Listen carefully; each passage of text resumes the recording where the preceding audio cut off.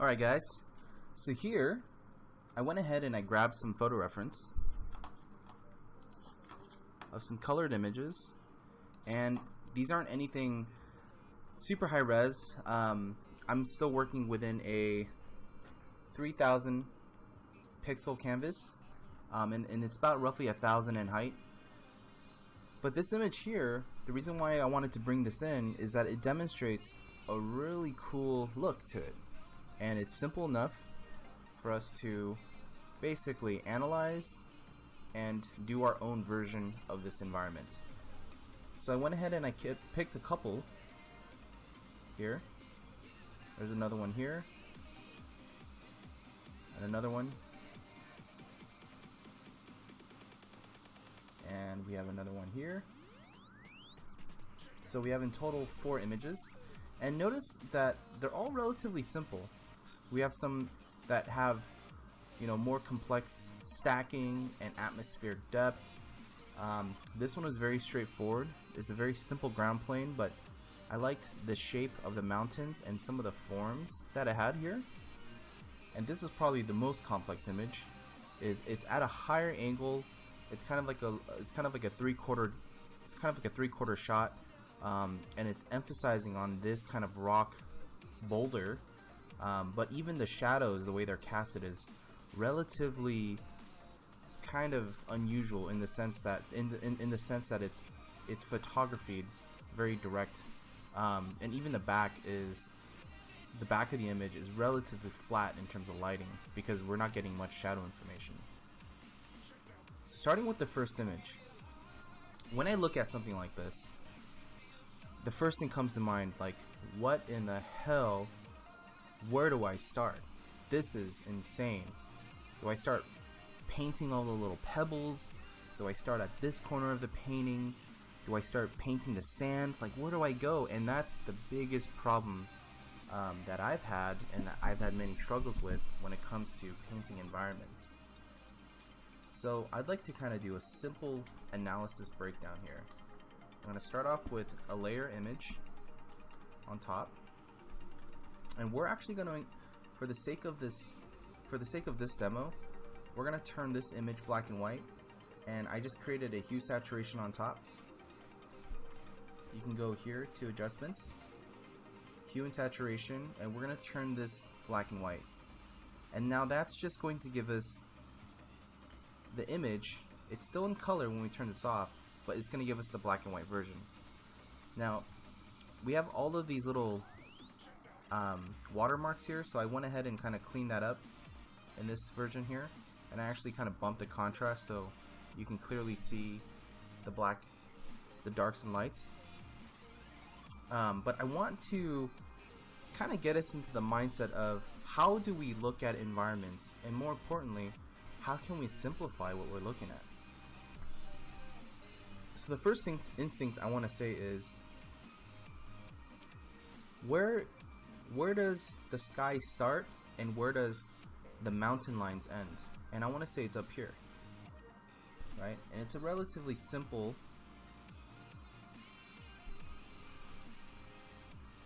gesture that kind of does something more along the lines of that,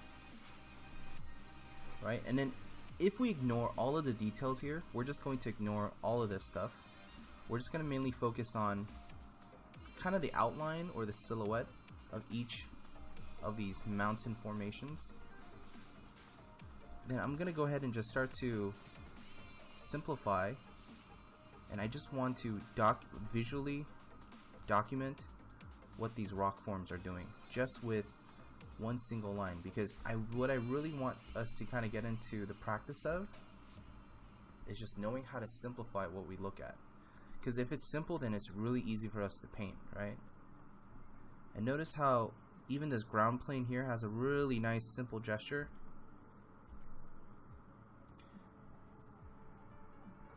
And if you look here, we have another set of forms here that kind of do something like that. Now some of you guys might thinking, how are you making those decisions? Why am I not going in here and adding in more detail? Well, it really goes down to a simple form of just simplifying our image and getting the big gestures, getting the large reads. And the way I'm thinking about that is looking at where my eye travels and looking at the areas of high contrast versus the areas of low contrast. Notice the areas here have lower contrast and our eyes just kind of glaze over it, but we're seeing a really defined form. Thus, I'm making that mark. And if we look at this image, that's basically the drawing, really. Right? So if you guys want to simplify this even more, we can easily duplicate this image, go under filter, and you can actually go to noise and median, and you can bump up the image here, and you can even do something like that, and this will actually give you a really blurred version of the same image. And so this way you can clearly see the areas of high contrast, you know, and that will give you the same relative information. Okay, so let's go ahead and start our own painting.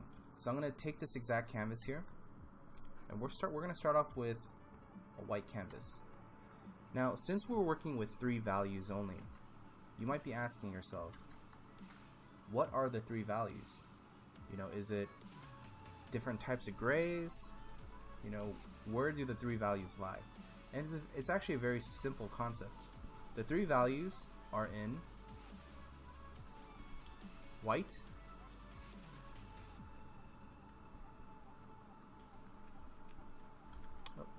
let me change this value here. So we have white, we have black, which is 100% black, and last but not least, we have gray, which I'm gonna have it be an exact 50%, an exact midpoint between black and white. So these are going to be our 3 values that we're going to be working within today. Okay, I want to make sure that I don't go outside of this, mainly because I want this to be kind of our limitation, but also a really simple way to illustrate and draw our environments. So what I'm going to go ahead and do, let's turn off this layer here, and let's just say we start off with our image and we have a blank canvas on the side. First thing I'm going to do is I'm going to just create a layer, and I'm actually going to clip it within the layer underneath, so that as I paint, I don't have to worry about going outside of the borders because it's being retained. And I'm just going to go ahead and put down the first graphic shape, or the first mark, and that is going to be this outer ridge. Okay, and I'm going to use actually my lasso tool up here. I'm going to go ahead and actually draw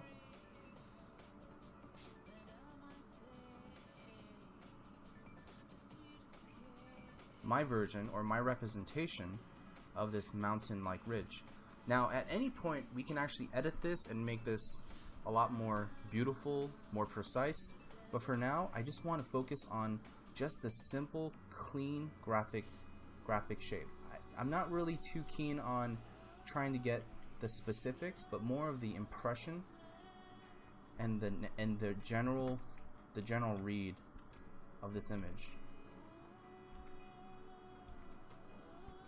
So we're gonna get something kind of like that. So once we got that, now I'm probably gonna focus on this gesture here, right? So let's go ahead and create another layer, and this is where I'm looking for the next gesture, is kind of this point here. And notice how I'm simplifying it. I'm simplifying what it is I want my graphic read to be, and the gestures of it. And it's really that kind of representation.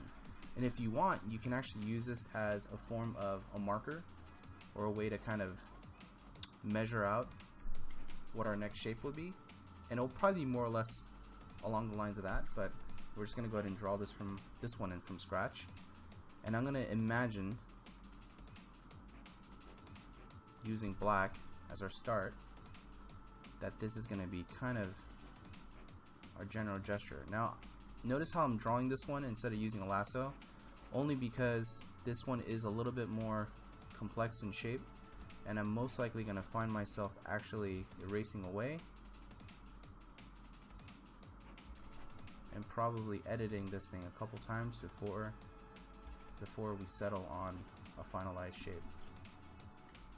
Because it's, for me, getting the perfect shape based on observation is always relative, right? Or it's not relative, but it's always a hit or miss. Like, I always have to kind of redo it over and over again and kind of look in terms of relative proportion, how I'm sizing things, how high certain things are, and whatnot. So once we get that, now it's easy for me to say, okay, let's fill in the rest.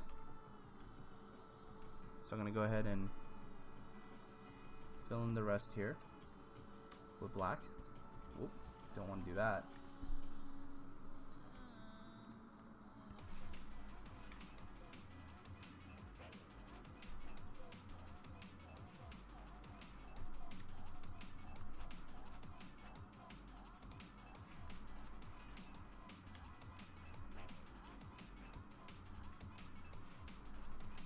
Make a selection, and I'm just going to go ahead and paint in this area.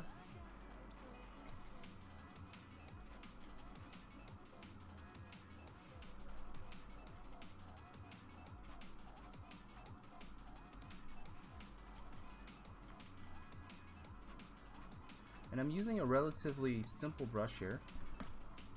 You know, nothing too fancy. It's a hard brush that has a slight shape, diagonal shape to it, and it's kind of like a very lobbed looking shape.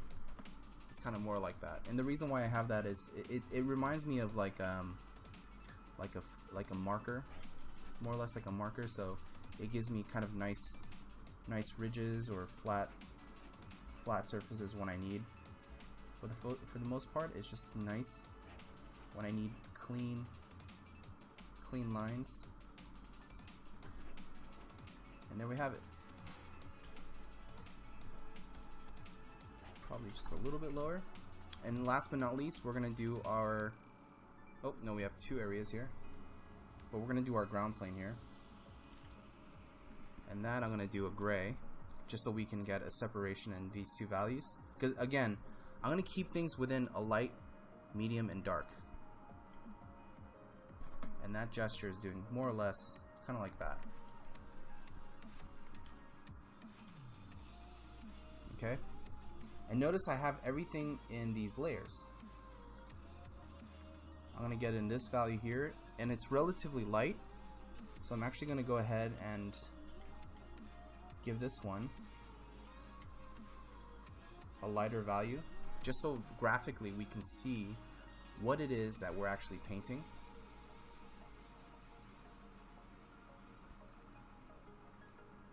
And even on this layer, on this mountain layer here, we can even add in some indication of some rock forms.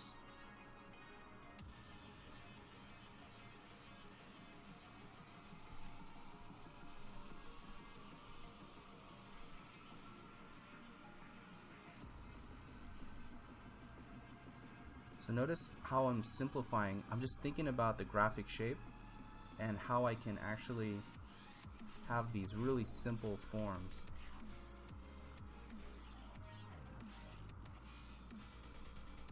Without getting too complex, because we want to retain the simplicity of it, just so that it has a very strong read. Okay?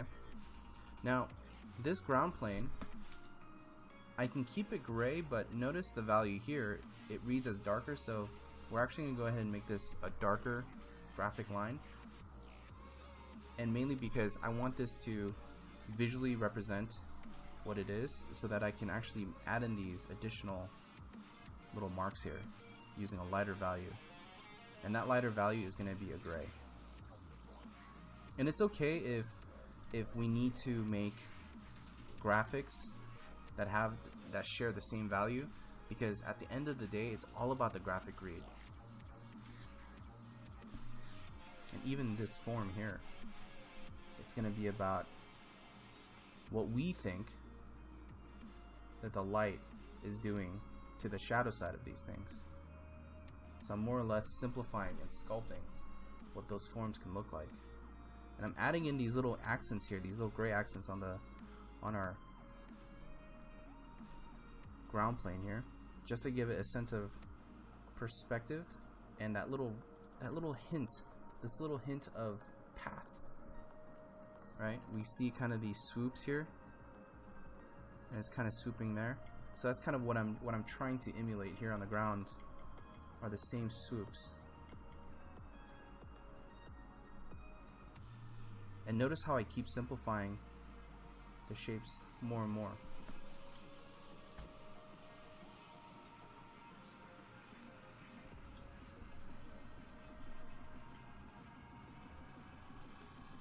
Okay, so there you have it. This is the most simplistic representation of our study here at this point. Now, you might be asking, like, well, what's the next step? Well, the next step is to naturally then build, but I want to do a couple more studies with you guys before we get on to the next detail phase. So let's actually save this one out, and we're gonna move on to the next image here. Okay, so let's start with this one. Pick this, and I'm actually gonna turn it black and white, and we're gonna do the same study here. So first things first, I'm most likely going to try to analyze our basic shapes, right? So the first thing is, let's identify kind of where the sky and the mountain end. And that's going to be at this point here. And then from here, we notice that there's a lot more activity, a lot more stacking going on. So we have to make an assessment and say, well, since we're only dealing with 3 values here,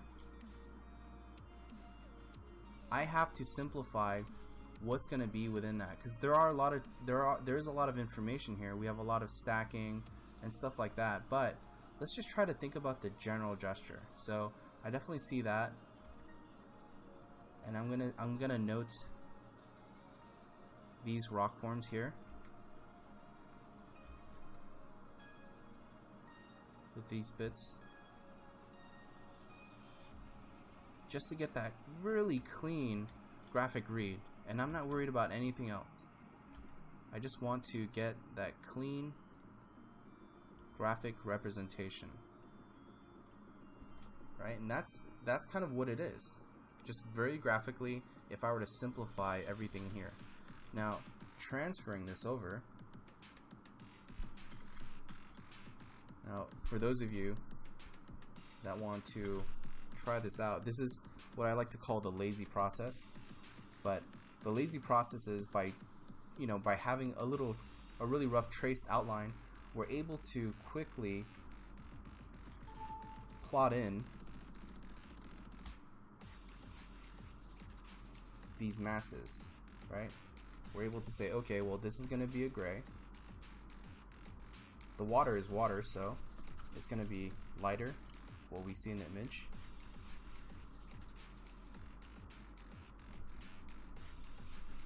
And notice every time I make a new mark or make these new graphic shapes, I'm creating a new layer here.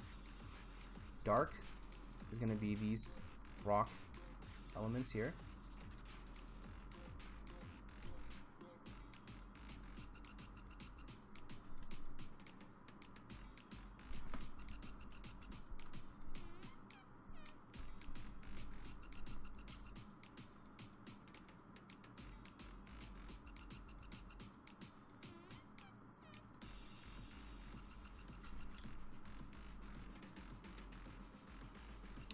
these rock forms here, and we know that in terms of value, there's a difference because there's atmosphere and stuff like that. But for the most part, I'm actually simplifying this as much as I can and just showing you that this is a simple graphic iconic representation of this particular image on the left.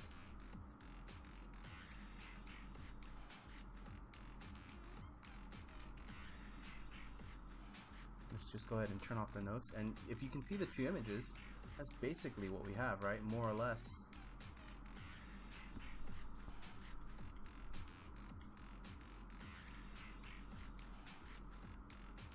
And I'm not going to add any additional forms just yet.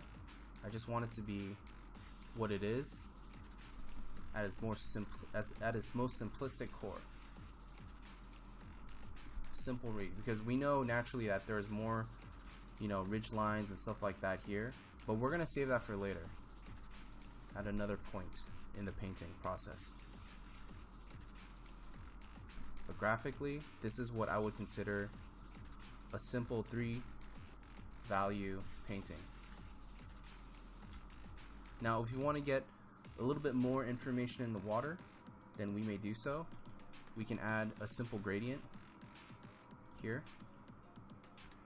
and that can represent just how the water is getting darker and it's naturally getting lighter here. We can do that. I can even recommend or suggest that, you know, there's a little bit of haze here. So just using a little bit of that lighter opacity here, or the lighter gradient, just to create that illusion of that same haze.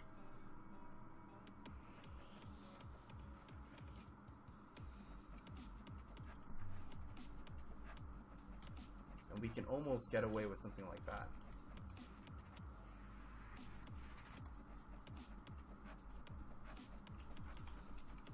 Okay, so that's that one here. Let's move on to our next one.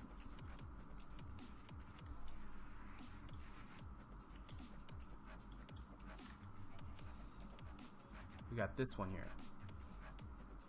I love how simple this reads, because it's such a strong and simple graphic design, but it's all held up by the shapes. You know, this is such a simple. It's a simple environment, but notice how like complex it is just internally. There's a lot of really interesting graphic designs here. Notice also when I turned it black and white that we lost a lot of the vibrancy and contrast. So when you guys turn it black and white, feel free to adjust by using levels here, and that's under your image and adjustments and levels, and you can actually enhance the image and try to get more of that range to work for you, so that when we're doing our studies, this is in theory closer to our 3-value graphic, so it's easier for us to understand and dissect the image better, analyze the image in a more simpler fashion. So again, when we look at this image here, we got a simple ground plane that goes across. We got some shrubs and stuff here, little trees and stuff like that, and then we got this insane looking mountain that has a lot of forms, but I'm gonna try to simplify as much as I can just to have that nice gesture.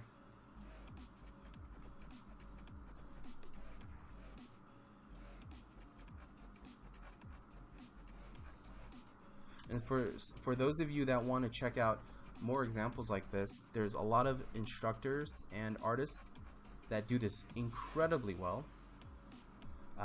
There's an artist who I'm really good friends with. His name is Eitan Zana, and another artist by the name of Shadi Safadi and Nick Jindro. These guys, in my opinion, are one of the top guys that do just phenomenal landscape paintings, you know, in this really beautiful graphic style, and they have such great brush economy, and it looks very painterly. So I'd highly recommend checking out their tutorials or some of their classes for this type, more of this type of information. So I'm gonna do the same thing here, guys, where I'm gonna get this form.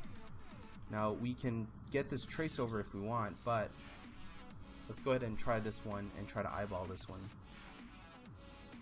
as best as we can. I know I'm gonna naturally mess up here. It's like the proportions are always off. It's like, yep, it's either too high or it's like too much to the left or too much to the right, so I just gotta kind of make these little adjustments.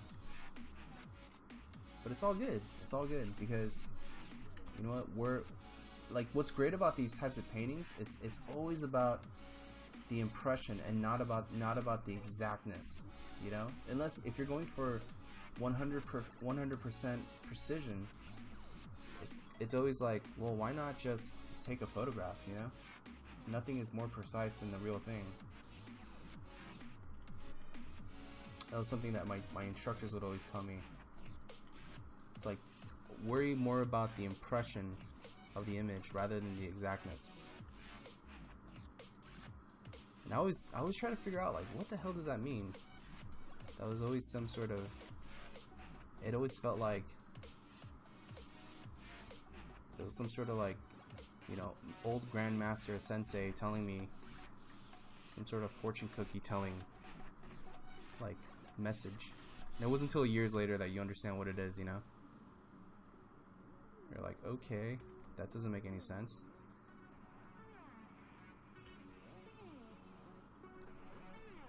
Okay, so more or less we got kind of this, kind of like that, I think. I'm just gonna go ahead and I'm gonna wuss out, and I'm just gonna use this, see how accurate I am. Oh yeah, totally off.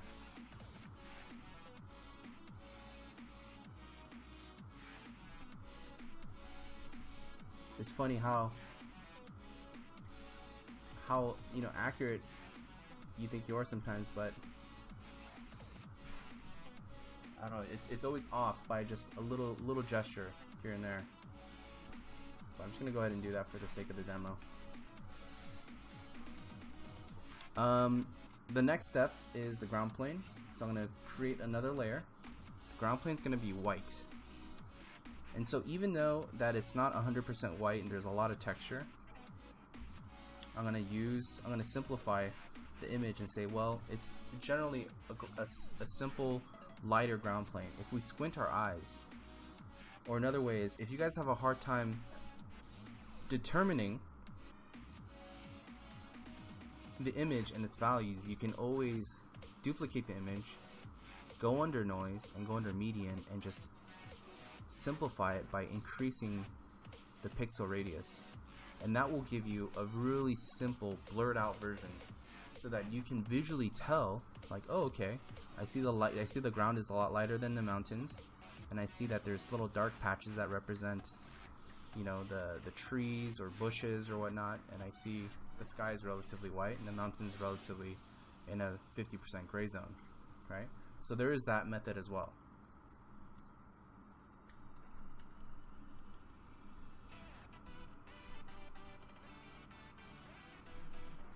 Okay, and we're gonna do our little tree stubs here. And notice I'm always gonna go a little bit back and forth from using the brush to lasso tools. And all it is just, it's at this point it's about the graphic design and it's about the shapes that we're making.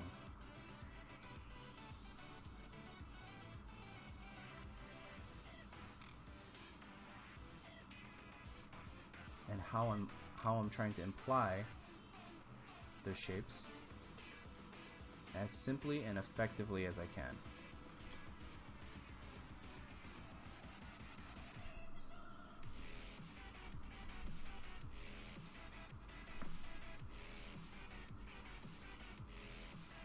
And we see a lot of general noise on the ground here, and we can start to exercise that just by creating, notice how there's a little bit of a taller grass line here, and it gets relatively darker.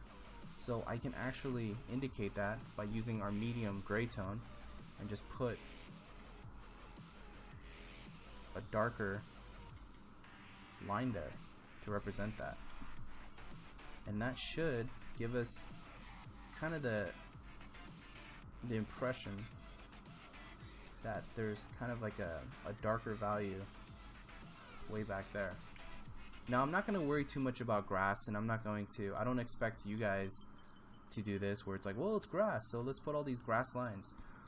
We're going to save this for the detail pass. For now, it's all about the simple graphic reads. So I just want you guys to focus on just the simple graphic reads there. And even here too, notice on the mountain itself that there's a lot lighter highlights. So at this point, I can even add in, and this is very bold, some really simple key highlights that are going to represent those forms. Now this will inevitably be knocked down, but as a graphic representation, it's okay to add this just as long as it doesn't disrupt or completely kill your readability on this image.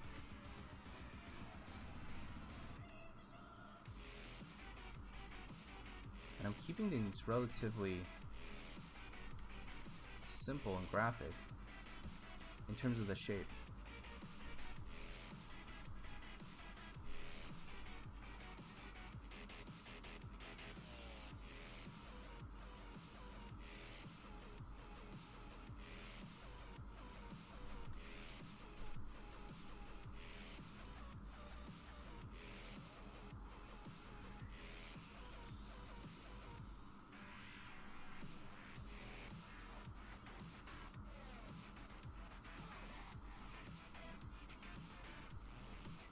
There's probably a natural gradation here, but all of these gradations you can add if you feel like if it can help the graphic read. But for the most part, I generally try to keep it as simple as I can, because even the background here, there's technically a gradation that fuzzes out, and it's going to be realistically more along the lines of that. But it's up to you. You can keep that, but it's always going to be about this simple graphic read. As a matter of fact, I'm probably going to just take out these highlights, just keep it a lot more simple and legible. I guess we can keep it out. It's tough. It's tough because the reason why I'm thinking of why I want to get rid of it is because it bleeds into the background. You see that? So we can do one of two things. We can get rid of it and say, you know, we can give it an edge, but it starts to look really cartoony, or we can get rid of it entirely and just leave just these little two bits that give us a simple enough read that there's light hitting that side. Or we can do this where we indicate just a little bit of an atmospheric haze in the background just to give it a slight edge there, a clarity in the edge, so it doesn't bleed. So the white here isn't bleeding into the background, just so that we can still retain kind of these simple graphics there. Alright, so that does it for this one here. We have one more. This image. This is probably one of my favorite images just because it just has such a really cool angle. It's like really it's a bit different just because of the angle, but also the lighting situation is awkward, and I actually like that it's kind of unpredictable in that sense. I'm gonna go ahead and lighten the background, darken. Now this one here, guys, it's easy to get really overwhelmed by the amount of information here, just because it looks complex, but this is where we have to try to simplify it, right? So I'm gonna ask you, where does the sky and the mountain end, right? So we can say for a safe bet that it's going to be up here. That there is a very simple graphic line that's going to represent where the mountains, the silhouette of the mountains are back there. I know that there is kind of this nice swoop here that we're getting, and I'm gonna go ahead and just kind of do something like that, maybe just to represent that.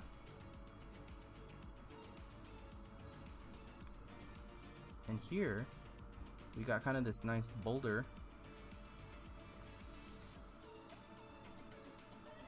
stub. And we got this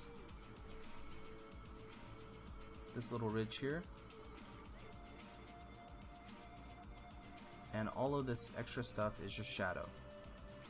So I'm going to mark all the shadows down because they're creating a very strong graphic shape.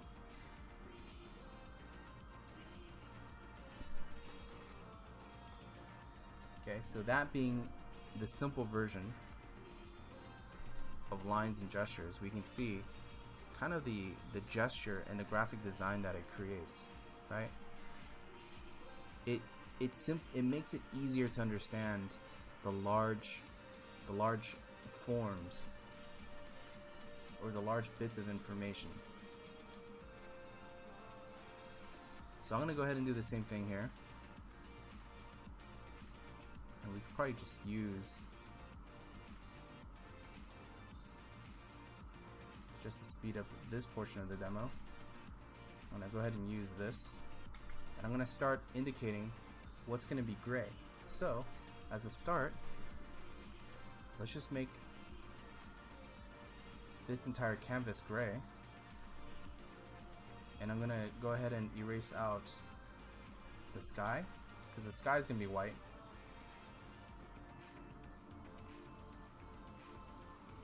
And I'm using a lasso tool here. Simple sky. Using dark values for obvious foreground. And I'm going to use a light value for this ground plane here.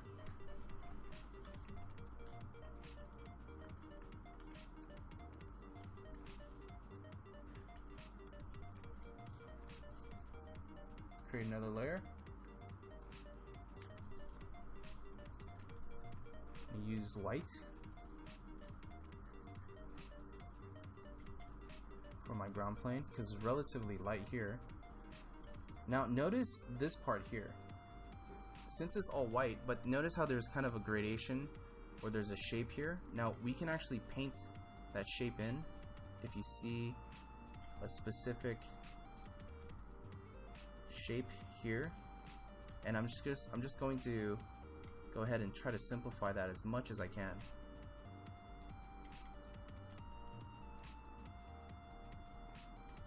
Just to get that gesture, that really nice graphic read.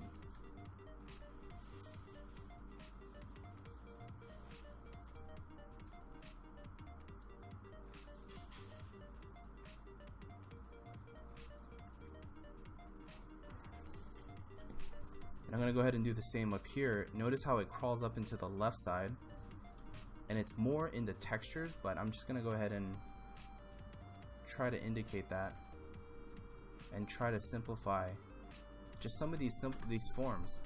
And the way I'm really thinking about it is if this red represents our forms and we're thinking about more simple graphic designs within, imagine even these shapes here being simple swoops of graphic read, right? And that's all I'm thinking about. All these little extra bits we can worry about when we get to the detail portion, but I just want to try to get this to be as simple and clear as we can. So that's what this is here. So you can even see that I can probably simplify it even more. Let that be a simple swoop. let it cut across.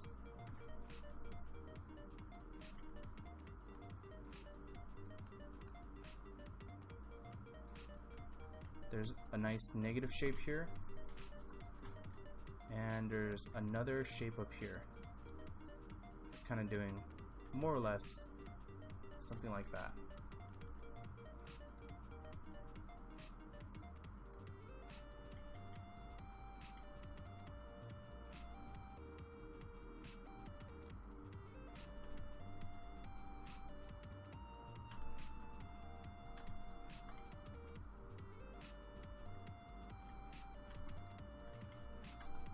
And then from here,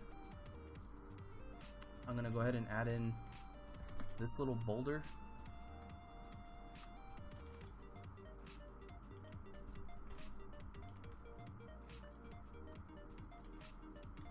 This rock form.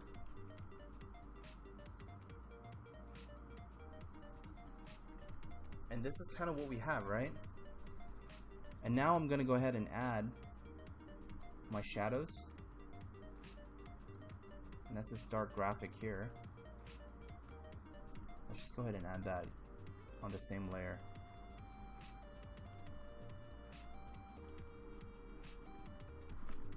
There's like a little figure or something standing here. And even this form has multiple light and dark ranges, right? It even has a light patch here, and it goes into shadow.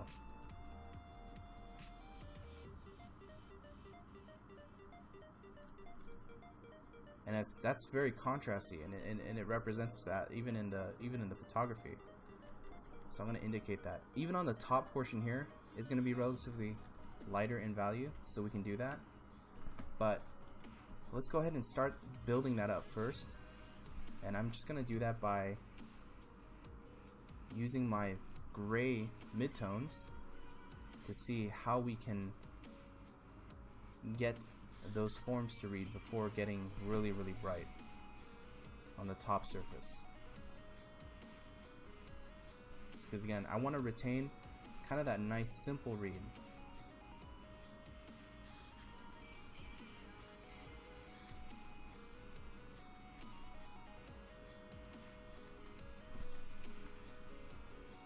Making a selection.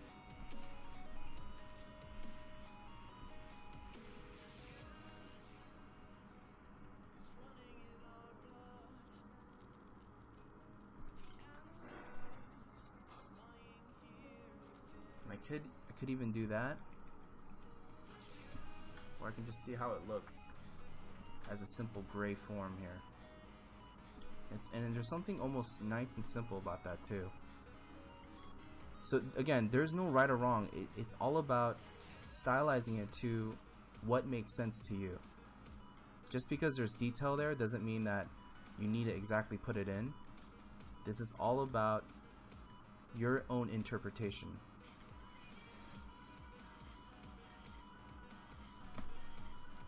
So do not feel obligated. Like even here, there's clearly that light value, right? Don't feel obligated to add that in, because that may graphically even mess up your image. It might not work. It might work against you. And all detail, we can actually save a lot of that stuff when it gets to the detail portion of the image.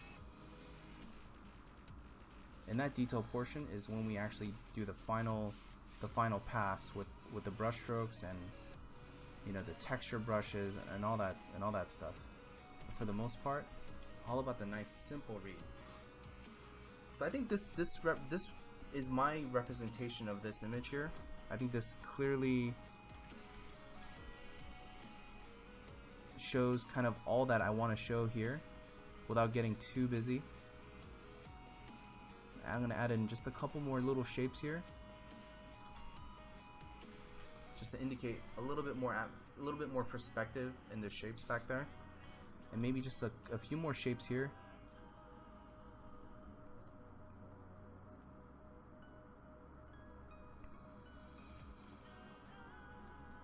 Just to give just a little bit more graphic perspective. But that's what I have here. So let's go ahead and turn off the red marks. So what we have here is the image on the left was the image that was turned black and white, and the image on the right is my own graphic representation of that. Now at this point, guys, this is where the main focus was to use only 3 values and only try to capture the essence of the gesture and the overall forms. Now once you've accomplished this, or once you feel like you're ready and you feel very comfortable at this stage, now we're going to get into the phase of doing more painterly, more detailed exercises on top of this image. So let's go ahead and get started on that.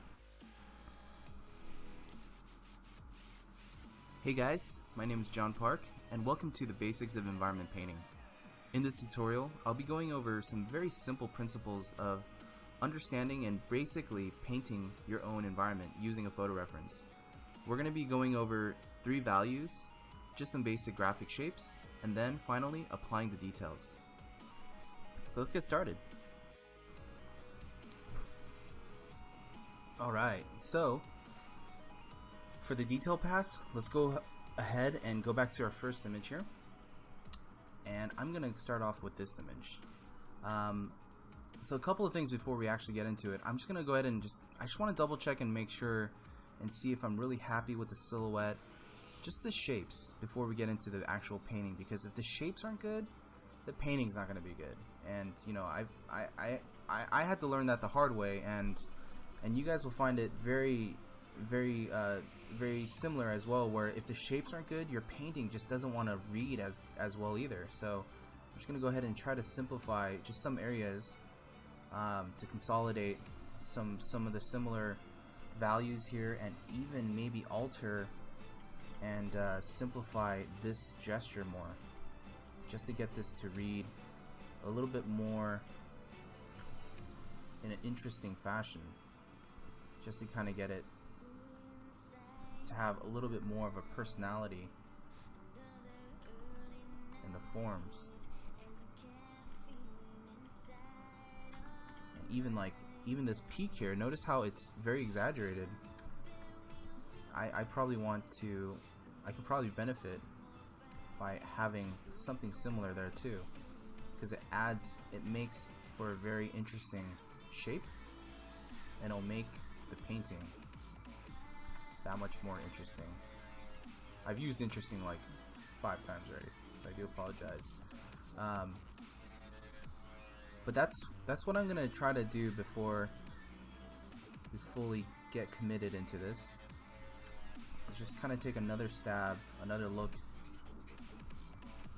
at our decisions here, and see if we're happy with where everything is going, and if we're all good and we're okay with kind of the overall forms and shapes, then we'll proceed on to the next phase, and we'll do some more painting. Even this thing here, I almost want to simplify just that gesture and make it more like that, because this white graphic here is, to me, is just really strong, and I want to preserve the white as much as I can, because it's kind of you know, it's kind of like the secret sauce, right? It's like I don't want to use up all of the awesome flavors. It's like, what do you mean? Okay. All right. So I guess we can go at this point. It's pretty good. All right. So I'm gonna go ahead and just duplicate this, because I know I'm gonna be doing a painted version of this, and I want to keep my original. So before we get all up into the into kind of getting into the technical parts of, you know, the brush economy, the textures and stuff like that, I just want to lay down just some simple guidelines for myself, which is, what are the extreme value ranges within each segment of the painting? Meaning, if I have here a simple little palette that represents the ground plane, the midground, and the background, I want to be able to identify what our value ranges will be. So starting with the ground plane, I know for a fact that black is the most extreme and the most common value on the ground here, because there's a lot of dark rocks that just happens to catch a lot of shadow, and because of the value of the material is probably darker, so it's going to appear to be very dark, right? The lightest value on the ground, even though we're seeing a little bit of white, but the majority is actually in this value range, right? So this is almost similar to our 50%, but it's going to be mainly in this value range, which is, it's just a slightly darker gray. Same thing up here. If I go into the mid-range of even, let's say, the sand right here, right? The darkest value on the sand, majority, is going to be around this range here. So I'm color picking, and I'm just trying to get the general value range within these areas.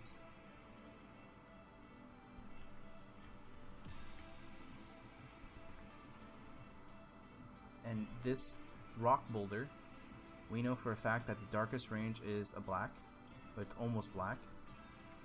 And the lightest range, the majority of the lightest range, is probably going to be around 50% gray. Now we know that there's a lot of light highlights, but I'm going to save that because it's not the majority. They're just kind of little specular highlights. Right? We want to try to get our averages here.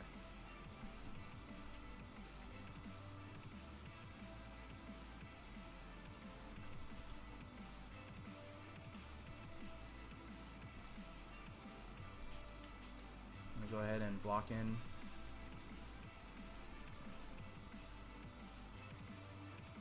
Try to get in our background information here. So this background here, the darkest value here, majority is around this value. It's at a 65%. And then the lightest value is probably going to be at this value, close to white. But it's around like 80 to 89. And then the white is white, right?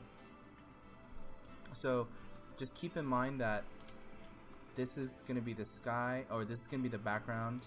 This is going to be this rock, this initial mountain boulder here. This is going to be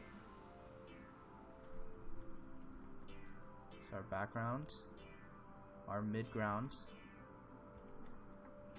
1, our midground 2, which is the sand. This kind of sand-like structure, and our foreground 1. Okay, so with this information, I'm now effectively able to go and start painting my foreground, midground, and background images. Okay, so I probably don't need this anymore, so I'm gonna go ahead and turn that off. And now for brushes, guys. I just want to do a quick little sample on the types of brushes I'm going to be using for today, and that's going to be, this is what we used for sketching.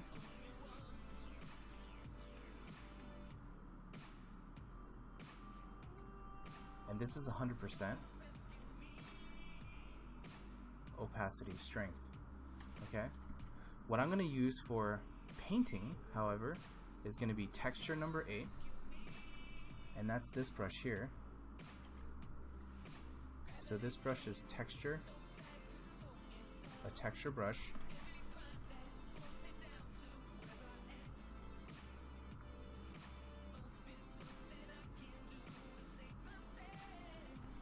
with pen pressure.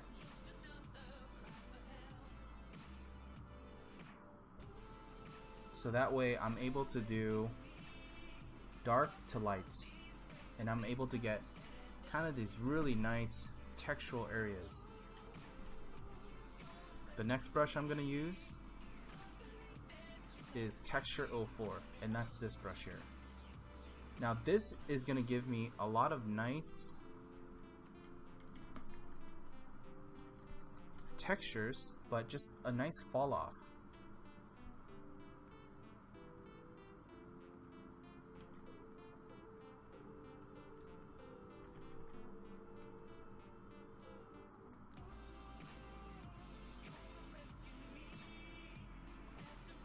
This one is 08, and this also has pen pressure. So it's really up to you guys what type of brushes you want to use, but I'm limiting my tools to just these two for my majors. Now for my minor brushes and major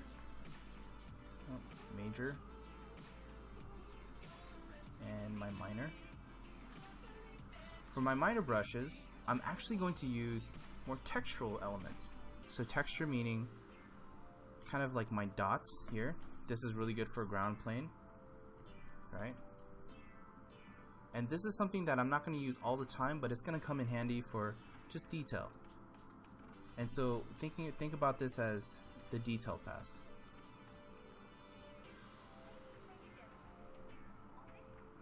Like if you need cracks, or if you need like pebbles and stuff like that.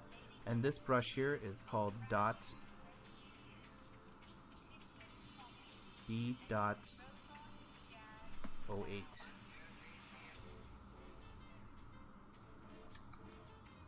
Okay, the next one I'm probably going to use is most likely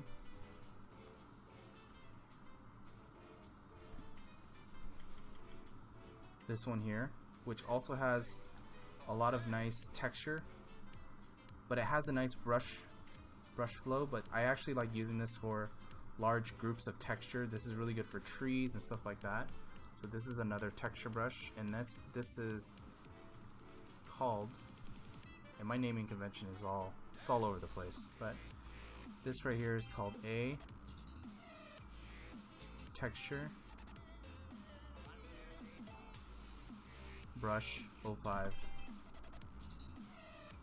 And please, when you guys get these brushes, please do me a favor and please organize them to your own liking, because for me, I just kind of got this early on, and I never really spent the time to organize the brushes accordingly. But for your own sanity, please feel free to just organize them and rename them according to your own liking. So with this said, let's go ahead and start painting this up. And I'm just going to go ahead and use the 04, kind of this larger brush set. And let's just go ahead and start with the sky. The sky is white, but I'm going to give just a little bit of variation of texture and just some brush economy a little bit, just to kind of break it up so it's not so flat and monotonous.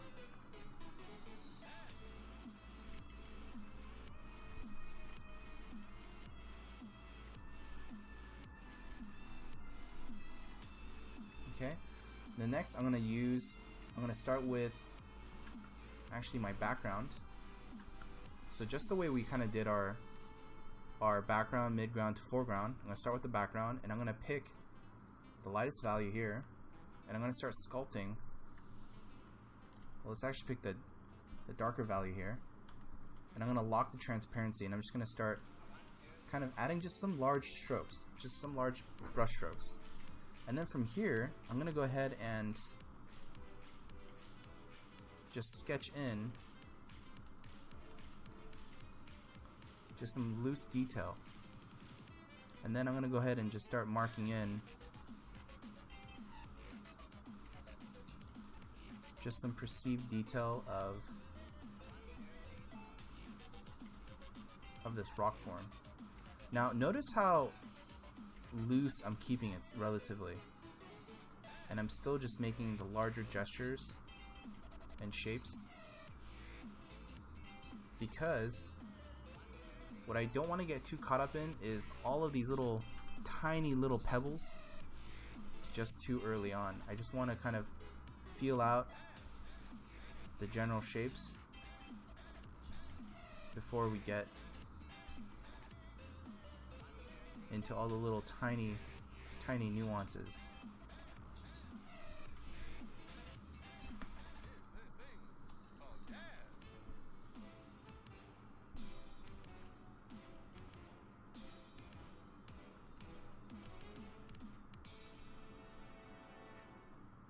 And notice how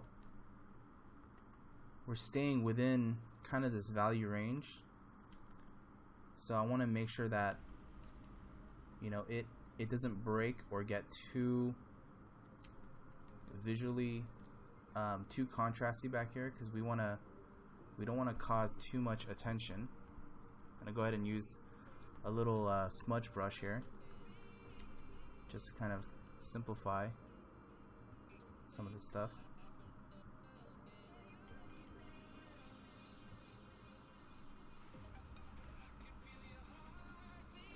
I'm gonna go back to my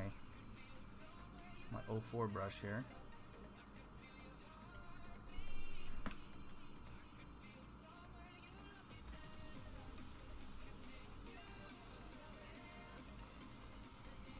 Notice how I'm just kind of, I keep going back and I keep simplifying these shapes, all of these little elements.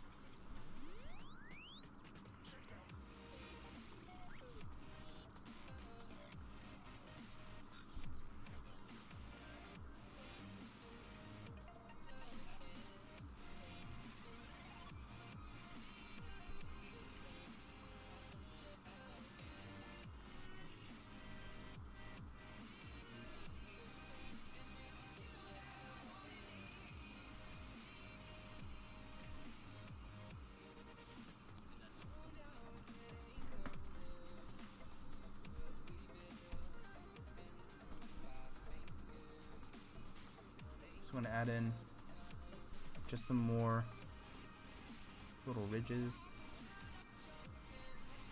and I'm still using the 04 brush, but notice how I turned it diagonally or upside down so I can get kind of this nice little edge. And look at all these like nice little breakups that we get.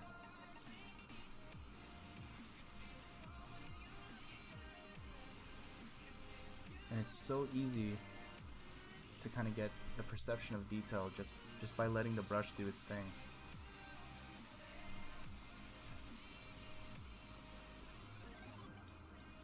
And you'll always find, you know, that you always have to kind of go and simplify certain things, you know, because sometimes your initial mark or your shape is probably too detailed, so you need to go in and just simplify those shapes.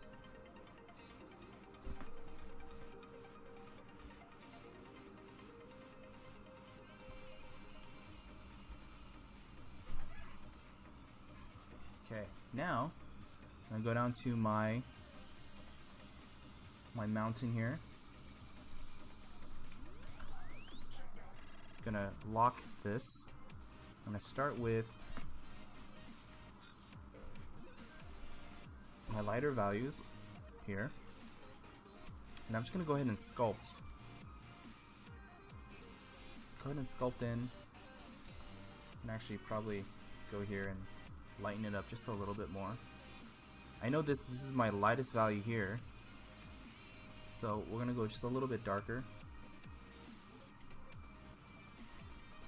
And I'm just gonna add in just some large strokes here, just to kind of get just some texture and just some general light direction.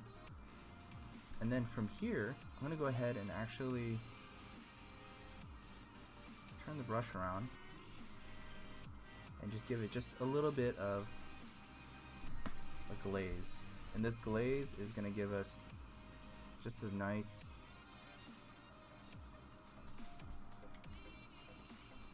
simple indication of where the light's coming from. just using the pen pressure.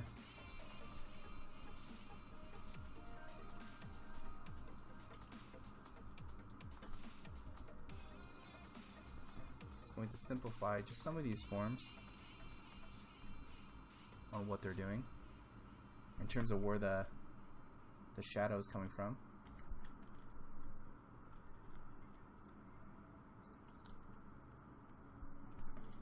Just so we can kind of get a nice form transition here.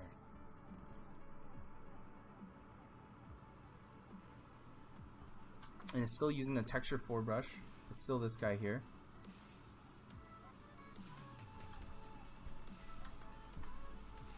And then from here, you'll find that I'm gonna just go ahead and start color picking within the range here, and start sculpting just some more details,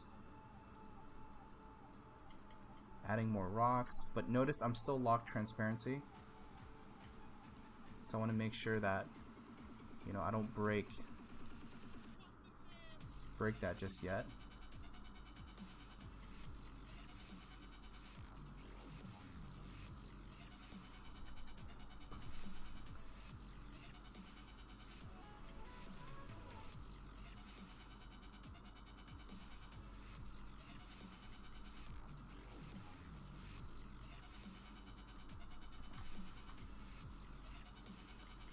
And I'm just color picking within the value here. And I'm not trying to do my extreme whites just yet. I just want to get as much information as I can just by using what I have here.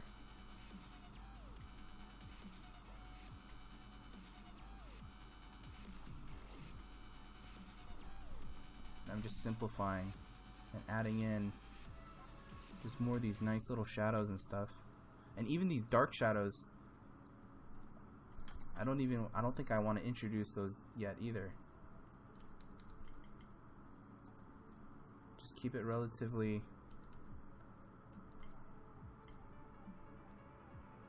simple at first and stay within a reasonable range.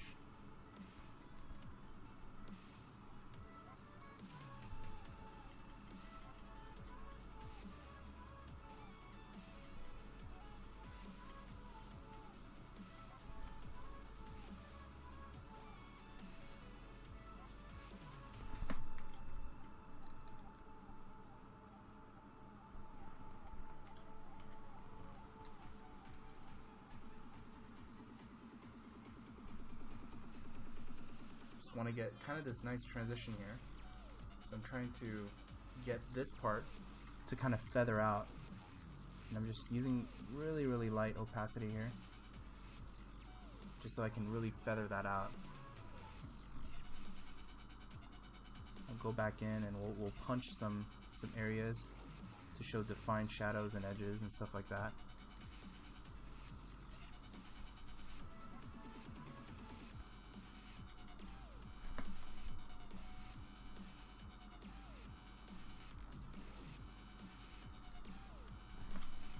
Go to my brush 08, and this is actually really good for textures as well, but it's really good for me to kind of have just some nice edges here, just have some clean edges in some of these areas.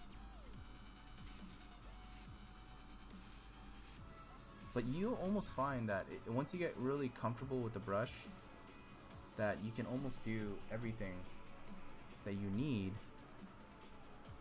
with that 1 or 2 brushes, without having to be too overwhelmed or feeling the need to use like 20 different brushes to do your task. All that you really need, that I find, is just change the size of the brush, the way you use the brush, and the orientation of the brush, and you should be able to have a lot of variety.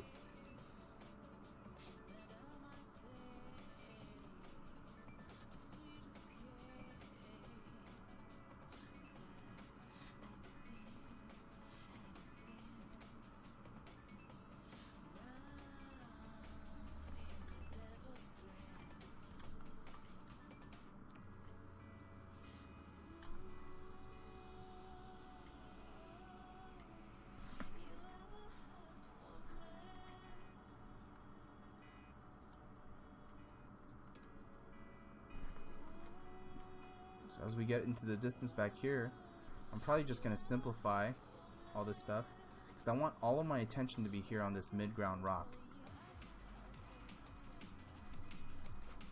So I'm not gonna, I don't want to add too much attention away from this area by adding too much detail way back here in the distance.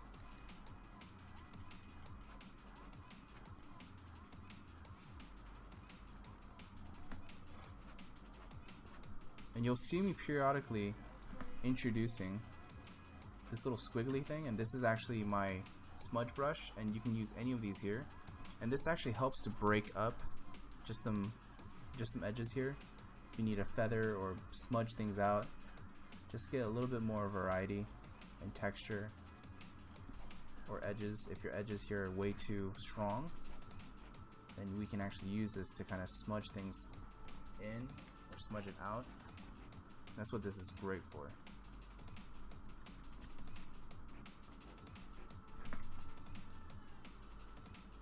Now I'm going to start using the lighter values here. Oh.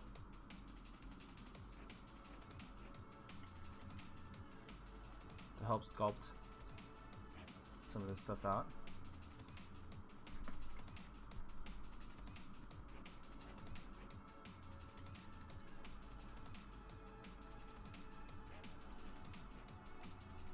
That's just in these rock forms.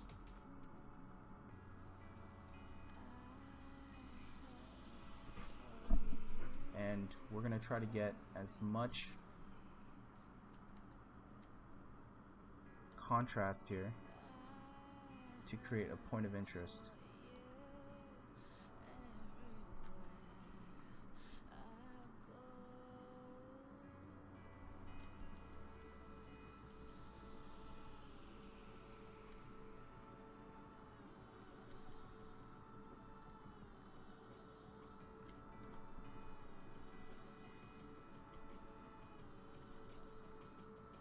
And with our very, very bright highlights, I'm probably going to worry about that a little bit towards the end because I just want to mainly still focus on the forms.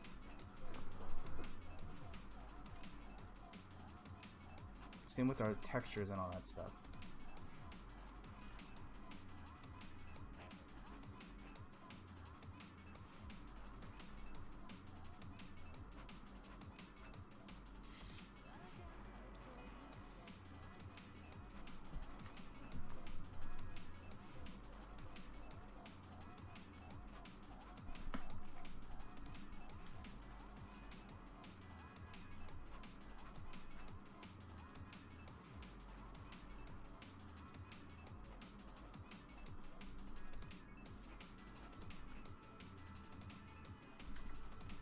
And we can probably start to introduce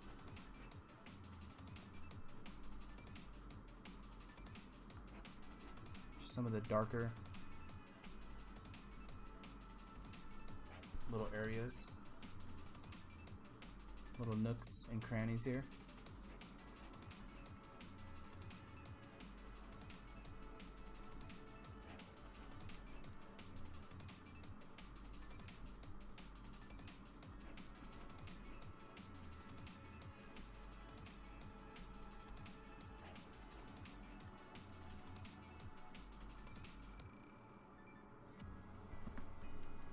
It's funny because after a while, when you start to paint, like this image is starting to become my own version of this landscape, right?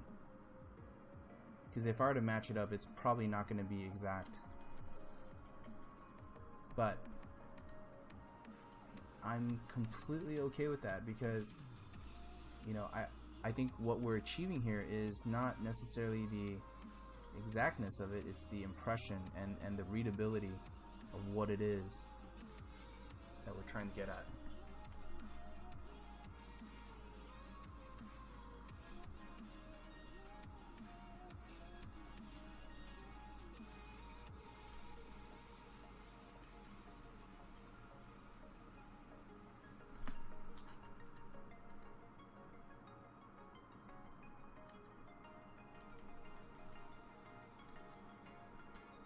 Use a broad side of the brush, just even like a simple stroke that can indicate just rocks and the corrosion of this face of this rock.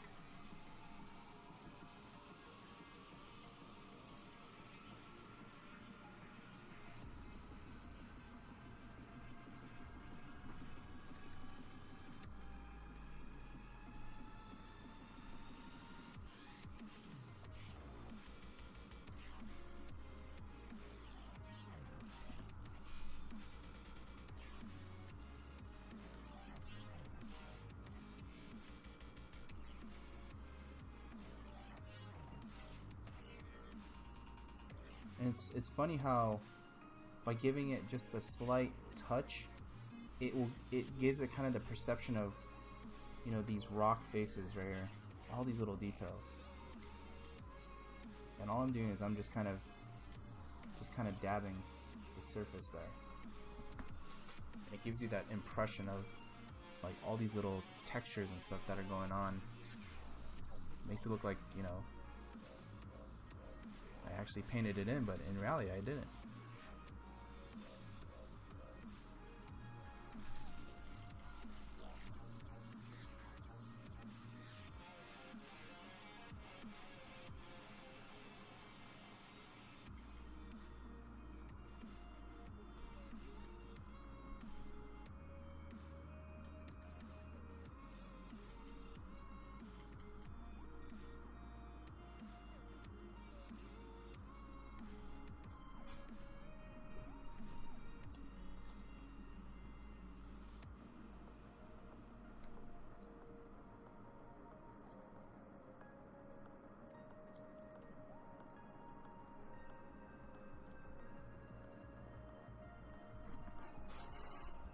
Okay, so that's looking decently good for that area. We can always do more. We can always do more, but for where we're at, I think it's a good start.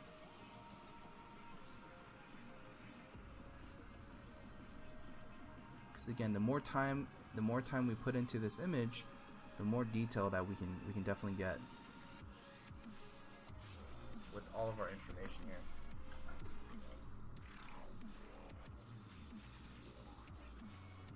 So I know that the length of this demo can be relatively, it can seem like it's a quick painting, but you know, it shouldn't dictate how much time you guys should put into these studies, because, you know, again, this is just a demo, and it shouldn't represent how much time you should put into your own paintings.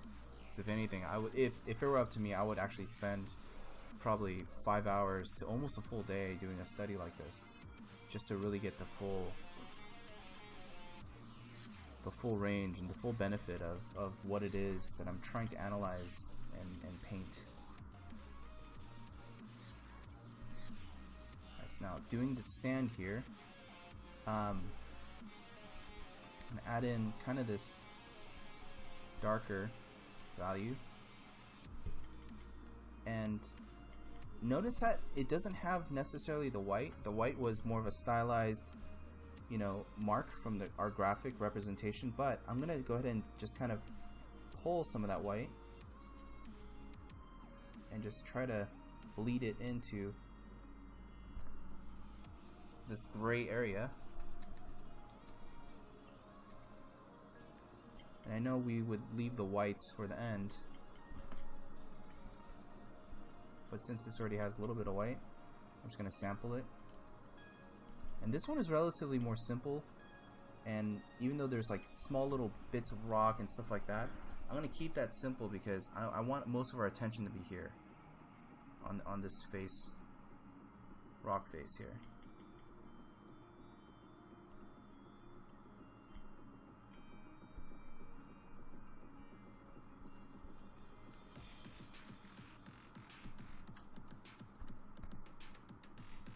Okay, now we're gonna go ahead and do the ground here.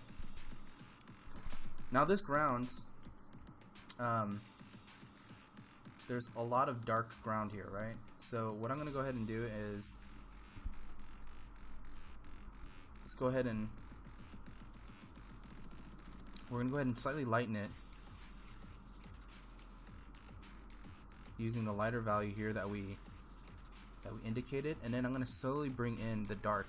And notice how in the image here, the dark, it's really dark way back here in the distance. So I'm going to use our number 4 brush just to kind of mark that in, and mark in any other accents where we see a darker value.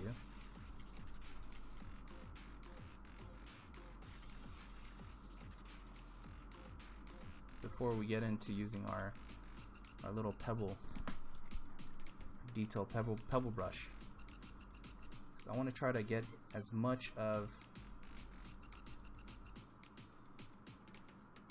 the large forms and read.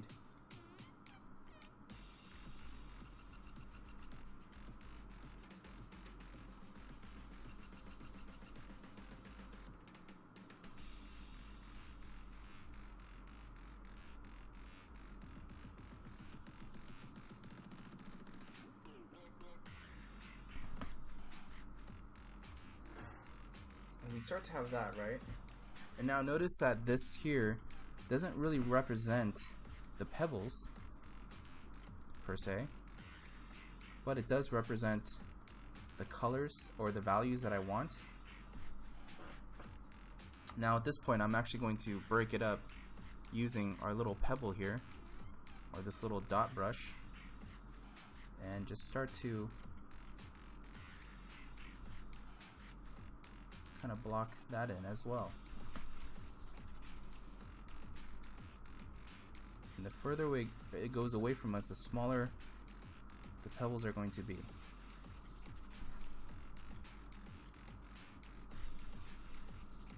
We'll probably have some slight bit of texture way in the distance. So that's what I'm adding in here.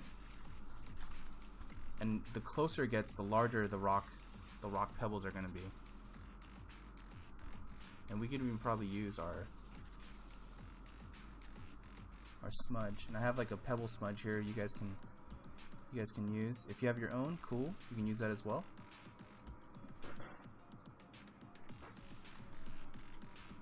And you can see that you're going to get just a little bit of lighter values here.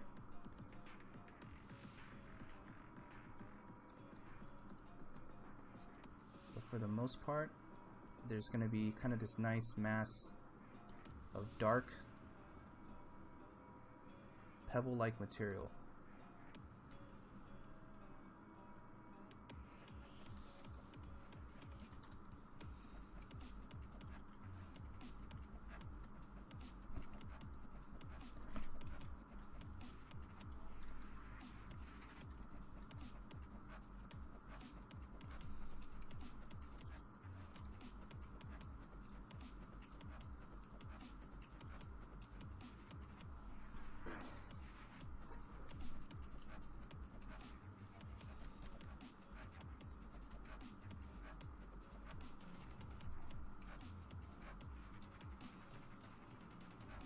And notice again, I'm using the texture of the brush, even though we had pebbles here earlier,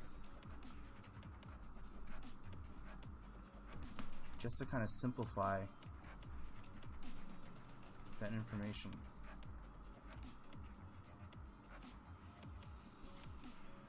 Because again, for me, it's about the impression. So if having too much detail there, it doesn't help the impression, then I'm definitely gonna try to edit that stuff out.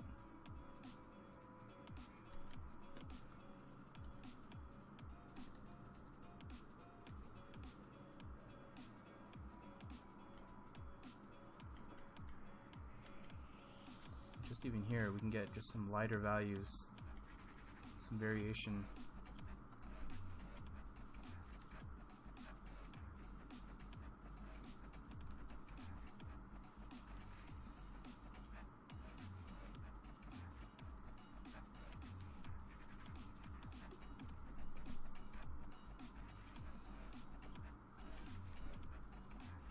Okay, so we're pretty much almost there. I'm gonna go back in here and as I mentioned before, I'm gonna try to pop some more of these highlights now that we have kind of our base in, and I'm gonna probably preserve a lot of the lighter values here to kind of create just a bit more focal point. And the focal point is, it is in these little rock forms, so I don't want to have everything being too overly lit. I'm gonna say that this is my major focal area, so I'm gonna have most of my contrast and my lighter values here.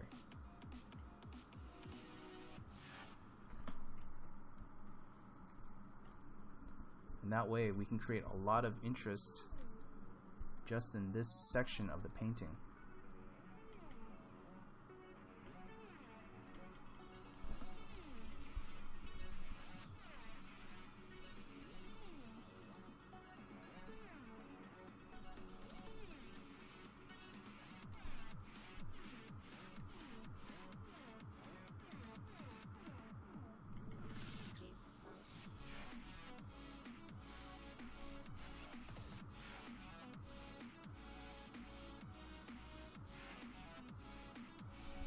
So feel free to message me if anyone has any questions regarding this demo or what you've seen today.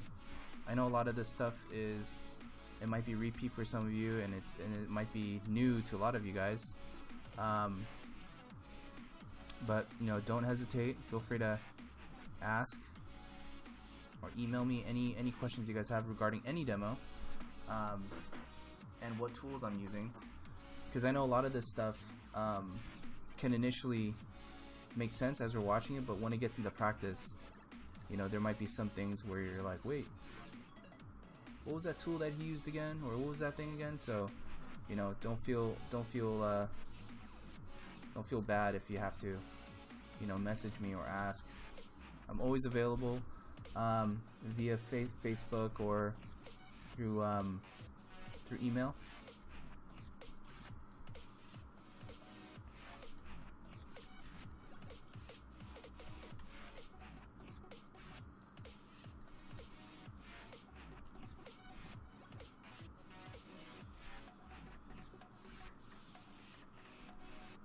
As you notice, like the stuff way back here, it's like I'm just getting really loose.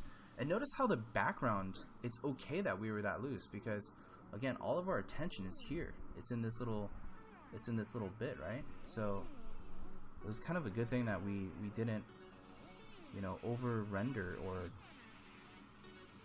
try to get too crazy with the details in the background, because we would have lost this opportunity to have a lot of details, you know, be preserved here in this area. I'm actually lassoing too, just to kind of get just some shape selections within, just so I can make some additional marks, some highlights, add in some areas where I, you know, can use a little bit more lighter areas here. Even this area here, when I use the magic wand tool here, I set it to 10, and it'll get kind of a nice range, and I can add in, using our brush, large pebbles, right? And I can add in bits of highlight just to kind of give that representation of rocks, right, as we need.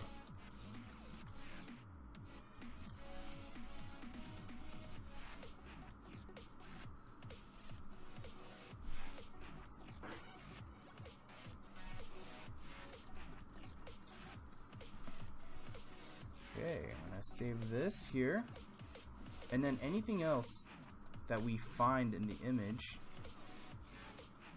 for example in the background here, if I want to add just a little bit more visual noise, I can just make that same selection, just add in just some textures, stuff like that, just to kind of give it just some more visual interest.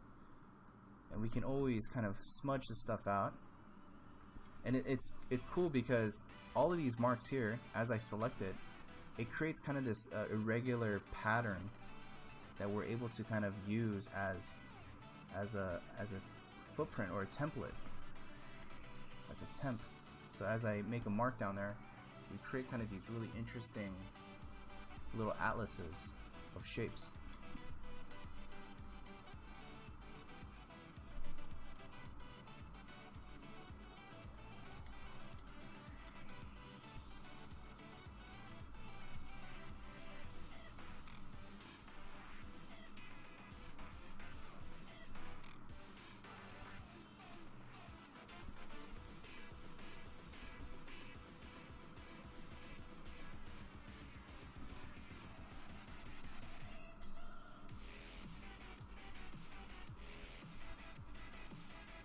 Get just a little bit more highlight and detail up here, just a tad bit.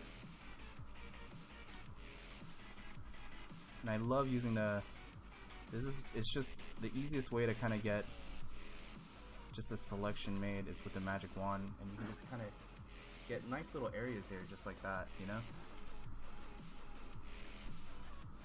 instead of having to make a lasso selection.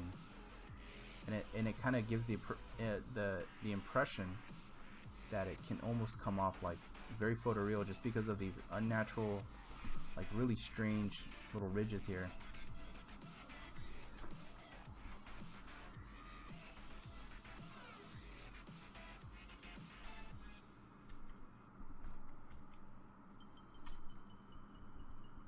Okay, and last but not least, we have this brush here, which I'm gonna put on a very low opacity, probably like 5 to 10%. And I'm gonna add it, make this on lighten. I'm just gonna go ahead and select the back layer here, this lighter value, and I'm just gonna go ahead and kind of glaze. And the reason why I'm glazing is that I want to give it kind of that atmospheric push on some of this stuff.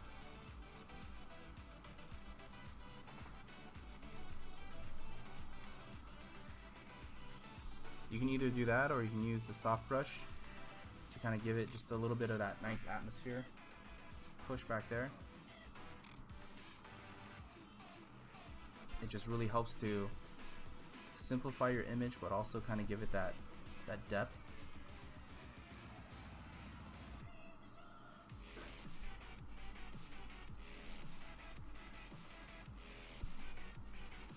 I'll go ahead and use levels and just kind of crunch my image just a little bit.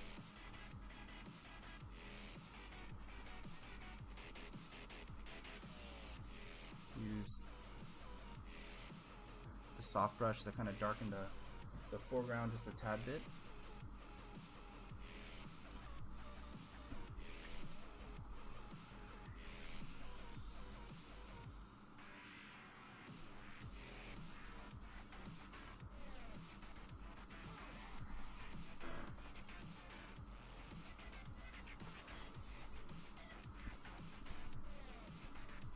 We need any more detail.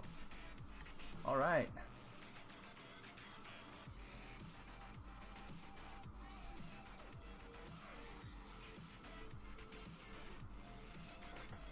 So just to kind of recap, this is what we initially started with. Right here, this more simple representation, this simple graphic, and this is where we ended up with it. Okay, so we used our graphic design, our 3-value structure, to then work within these little shapes to then get more painterly and start adding in more of these marks here.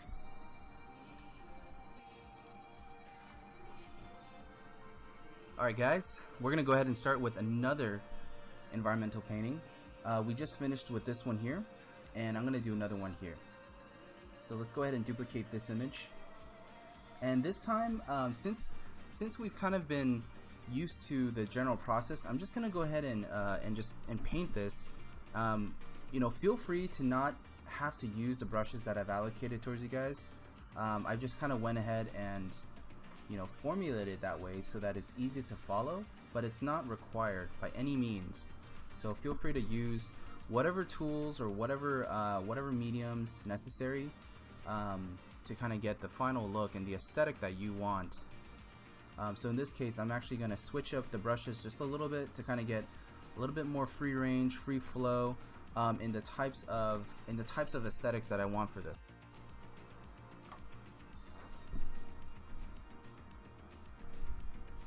And the key goal here is I'm just gonna keep things pretty loose and pretty gestural, just using some brushes here.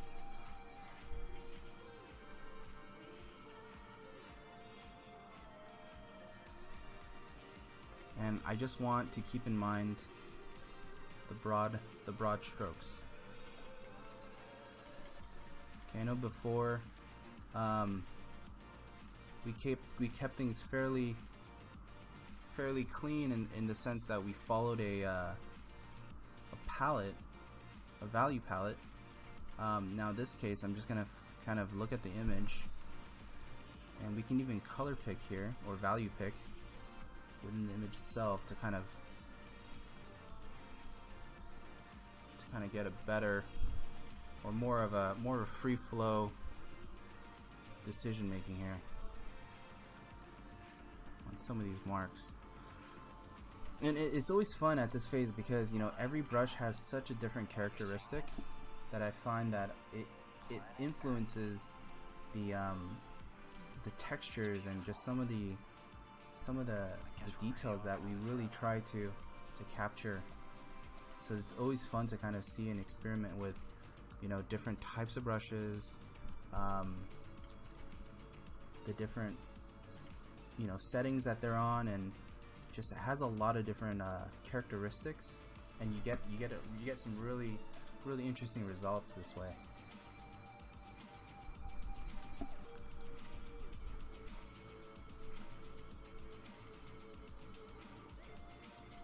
I remember one of the things that I used to get so caught up on was a lot of how artists kind of portray kind of this, you know, this painterly look, right?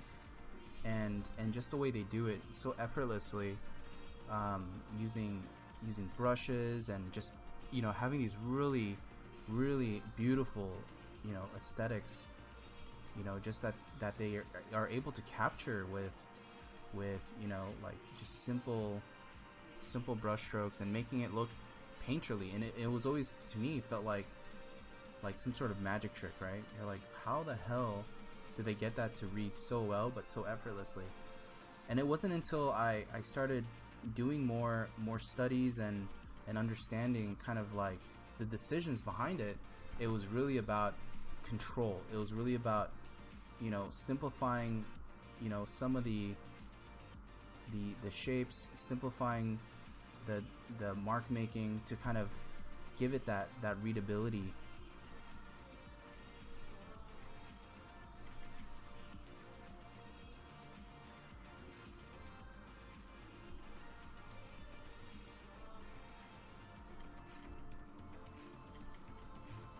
And this one's pretty much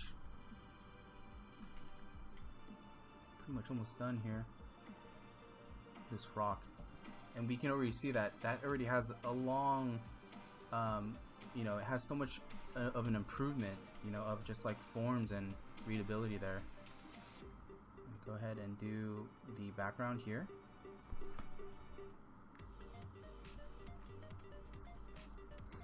Have that on a lock transparency, and I'm going to go ahead and just kind of, you know, get some of this in. And it looks like I have this value of gray, so what I'm going to do is, let's just go ahead and consolidate that.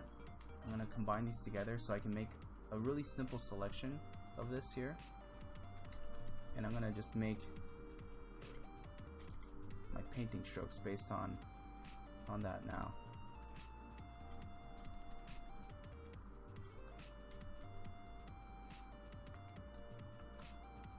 So you can see after the first one, the second one becomes easier, and then so on, like the third and fourth become a lot more, you know, quicker, and it's just all due to, you know, just having that mileage and that practice. And that's the thing about, you know, having a process helps to kind of get our initial painting going, and then from there you can just kind of, you know, freely go about paint to your comfort and to your own pace. I'm just using some other texture brushes here just to kind of give it the impression of rock forms back there. Again, I just want to build up that natural terrain looking aesthetic.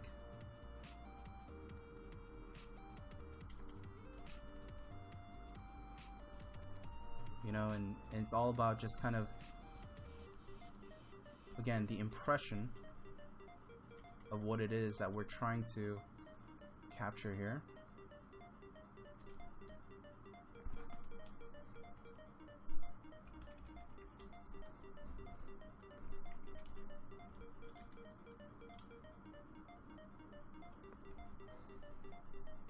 And I'm making it lighter because, you know, that helps with that edge. So these are some of the graphic design decisions that I'm trying to be mindful of when we're making these marks.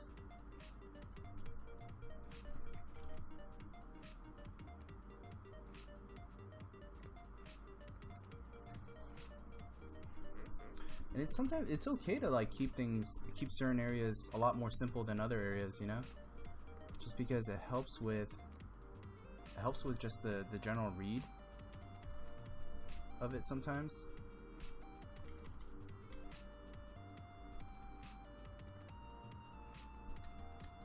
And it can actually simplify kind of our overall approach to the image, you know, if it's less complicated.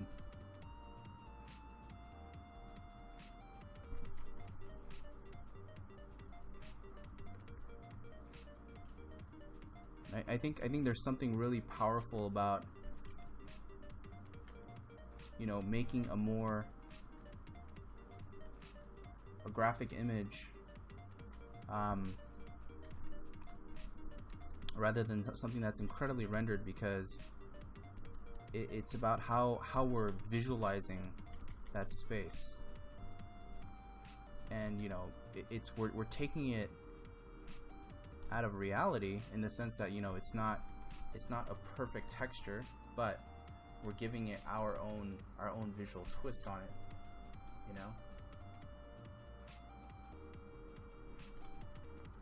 And I almost kind of like how some of these areas are still very, very, very graphic here.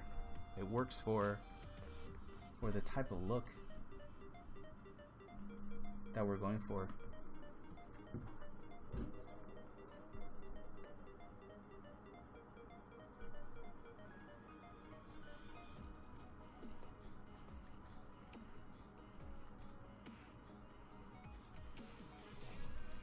And now we're gonna go ahead and do the big rock foreground here.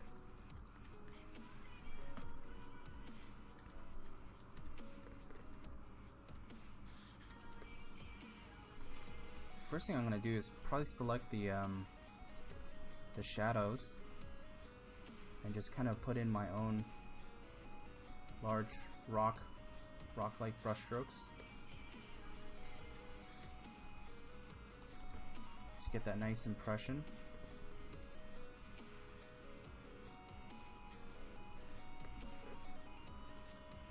And then just kind of go from there, and then just kind of build and really get some of these forms, these rock forms to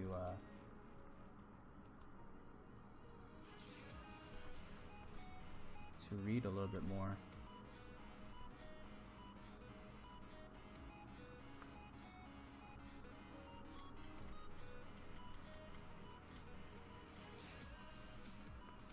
And it's about keeping kind of that, again, that impression. So, you know, I've obviously created a lot of broad strokes just to kind of get that surface area, and now I'm going in and just kind of, you know, adding in just some of the indentations and some of the crevices of where the rocks are, just to get a little bit more of that complexity.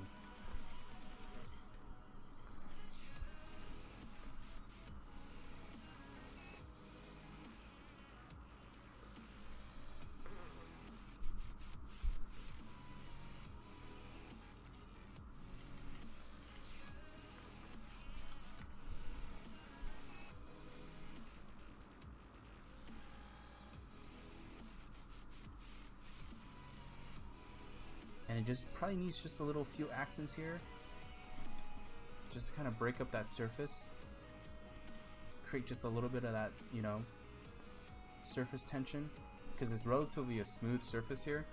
And then we're going to use a lighter value up here, and I'm just going to use a simple large brush.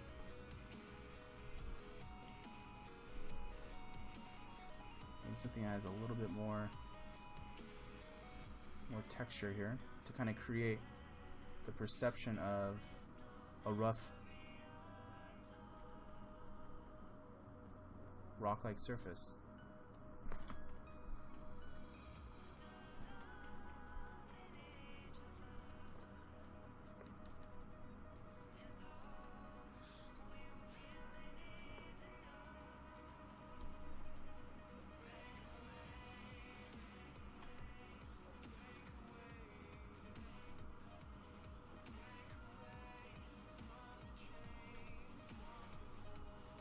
We got some of the shadows here. Just gonna go ahead and just, you know, refine that just a little bit, but it doesn't need too much. Actually, it's pretty much there. There you have it. I mean, this is kind of like our really quick representation of that. You know, it's still relatively simple by all means, but let's look at kind of the before and after. So we have our before and after. Alright, well, I hope you guys enjoyed the overall demo. This is obviously a lot quicker on the second pass. And if you guys have any questions, please feel free to email me at brainstormjparked@gmail.com or at jp4johnpark@gmail.com. I hope to see you guys next time, and thank you for watching.